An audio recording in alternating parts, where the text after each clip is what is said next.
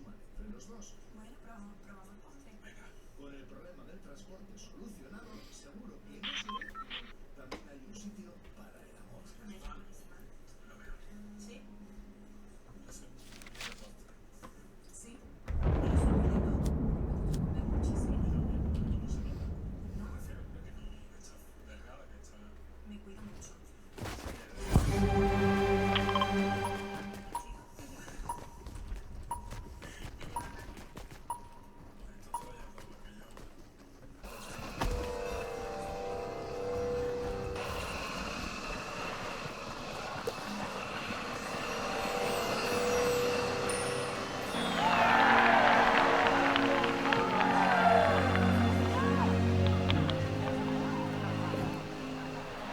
I am happy to join with you today in what will go down in history as the greatest demonstration for freedom in the history of our nation.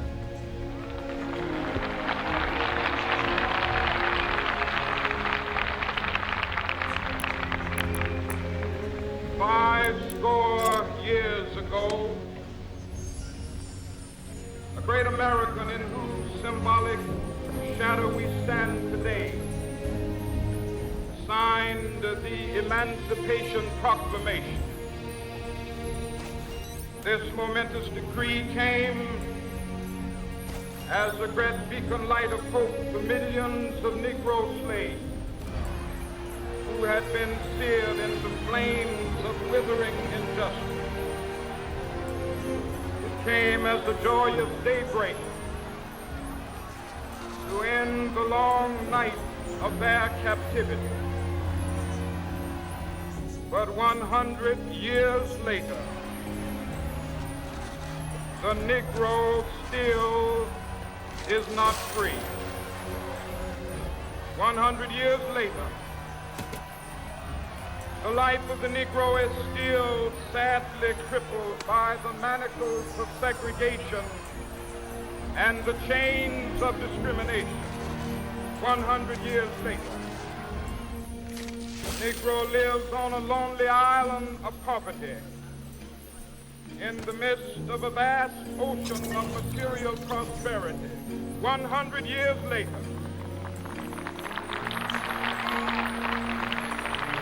the Negro is still languished in the corners of American society, finds himself in exile in his own land. So we've come here today to dramatize a shameful condition. In a sense, we've come to our nation's capital to cash a check.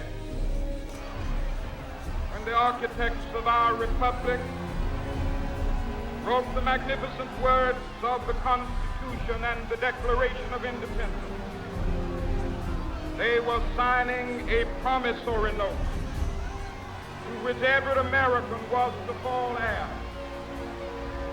This note was a promise that all men, yes, black men as well as white men, would be guaranteed the unalienable rights of life, liberty, and the pursuit of happiness.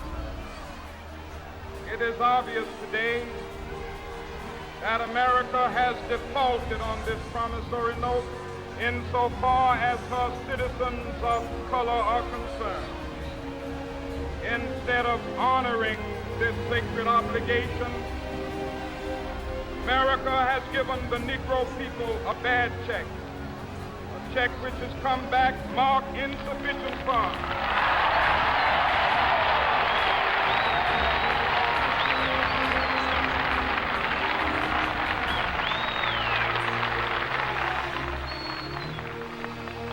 But we refuse to believe that the Bank of Justice is bankrupt.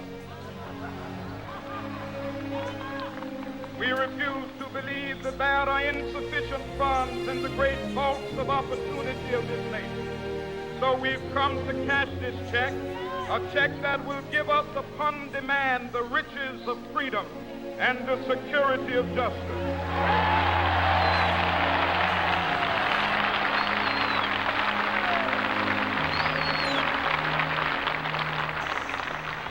have also come to this hallowed spot to remind America of the fierce urgency of now. This is no time to engage in the luxury of cooling off or to take the tranquilizing drug of gradualism.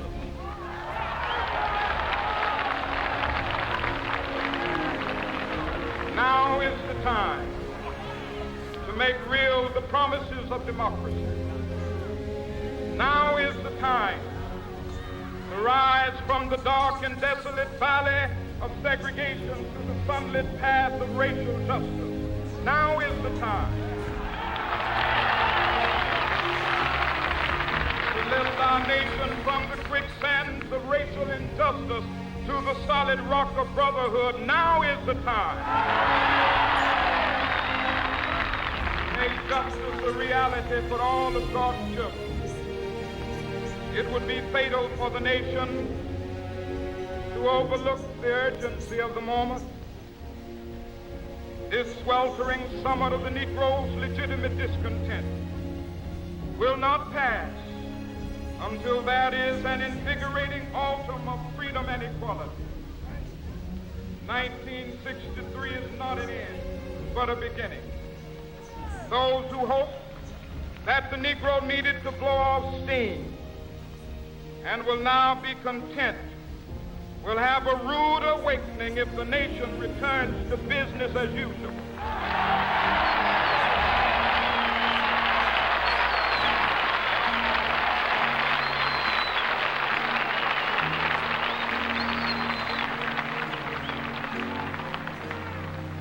There will be neither rest nor tranquility in America till the Negro is granted his citizenship rights. The whirlwinds of revolt will continue to shake the foundations of our nation until the bright day of justice emerges. That is something that I must say to my people who stand on the warm threshold which leads into the palace of justice. In the process of gaining our rightful place, we must not be guilty of wrongful deeds. Let us not seek to satisfy our thirst for freedom by drinking from the cup of bitterness and hatred.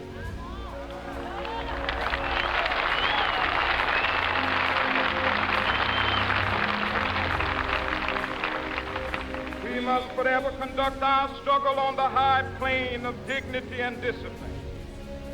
We must not allow our creative protests to degenerate into physical violence. Again and again, we must rise to the majestic heights of meeting physical force with soul force. The marvelous new militancy which has engulfed the Negro community must not lead us to a distrust of all white people. For many of our white brothers, as evidenced by their presence here today, have come to realize that their destiny is tied up with our destiny.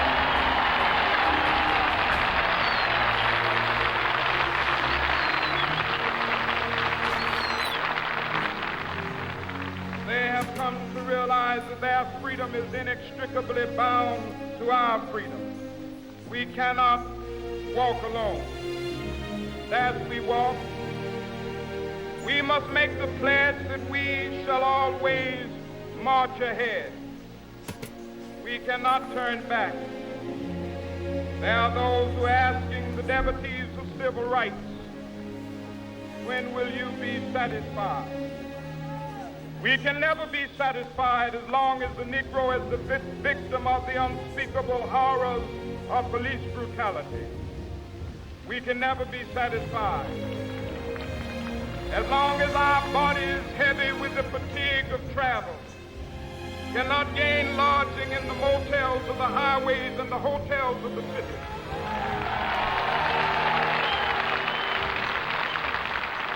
We cannot be satisfied as long as the Negro's basic mobility is from a smaller ghetto to a larger one. We can never be satisfied as long as our children are stripped of their selfhood and robbed of their dignity dignity by signs stating for whites only.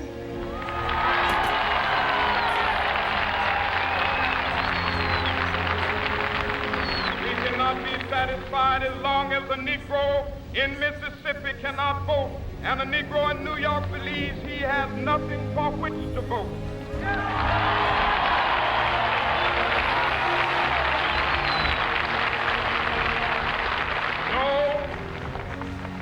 No, we are not satisfied, and we will not be satisfied until justice rolls down like waters and righteousness like a mighty stream.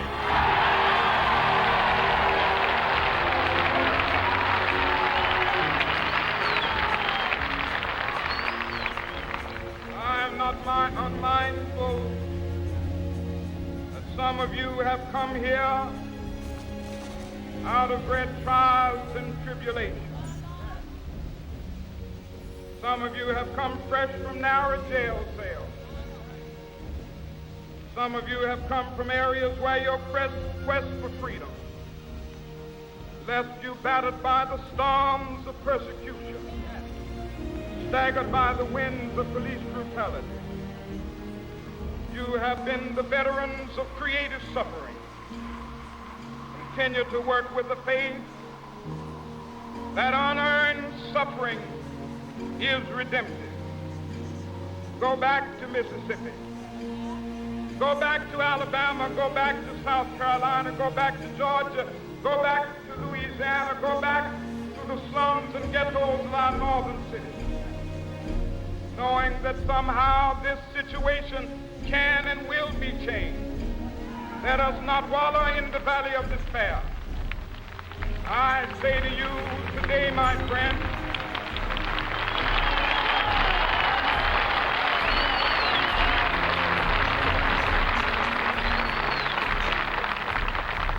so even though we face the difficulties of today and tomorrow, I still have a dream. It is a dream deeply rooted in the American dream. I have a dream that one day this nation will rise up, live out the true meaning of its creed. We hold these truths to be self-evident, that all men are created equal.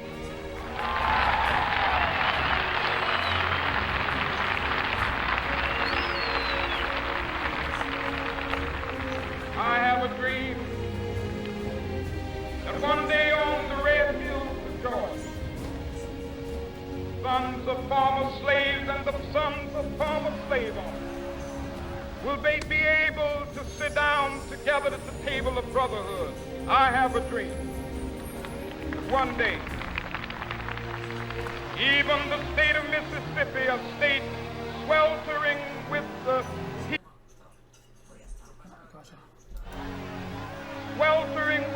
of oppression, be transformed into an oasis of freedom and justice. I have a dream. My poor little children will one day live in a nation where they will not be judged by the color of their skin, but by the content of their character. I have a dream today.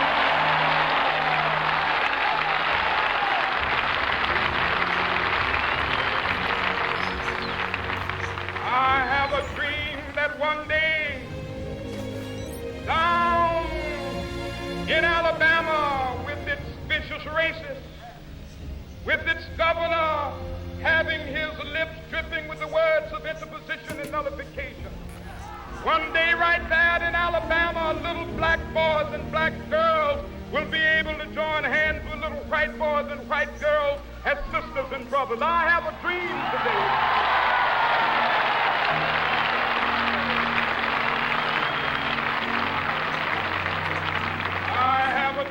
That one day every valley shall be exalted, every hill and mountain shall be made low, the rough places will be made plain, and the crooked places will be made straight, and the glory of the Lord shall be revealed, and all flesh shall see it together.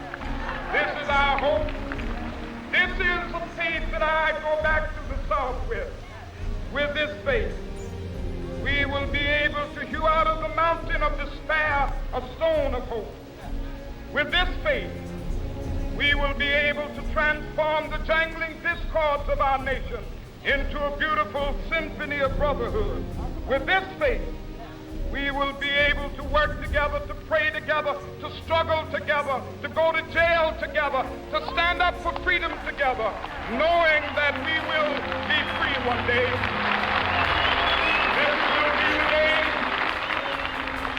This will be the day with all of God's children. Be able to sing with new meaning, my country, tears of thee. Sweet land of liberty of thee I sing. Land where my fathers died, land of the pilgrim's pride. From every mountainside, let freedom ring. And if America is to be a great nation, this must become true. So let freedom ring. From the prodigious hilltops of New Hampshire, let freedom ring. From the mighty mountains of New York, let freedom ring. From the heightening Alleghenies of Pennsylvania, let freedom ring. From the snow-capped Rockies of Colorado, let freedom ring. From the curvaceous slopes of California. But not only that, let freedom ring from Stone Mountain of Georgia. Let freedom ring from Lookout Mountain of Tennessee. Let freedom ring from every hill and molehill of Mississippi, from every mountainside. Let freedom ring. And when it happens, when we allow freedom ring, when we let it ring from every village and every hamlet, from every state and every city, we will be able to speed up that day when all of God's children, black men and white men, Jews and Gentiles, Protestants and Catholics, will be able to join hands and sing in the words of the old Negro spiritual, free at last, free at last, thank God Almighty, we are free at last.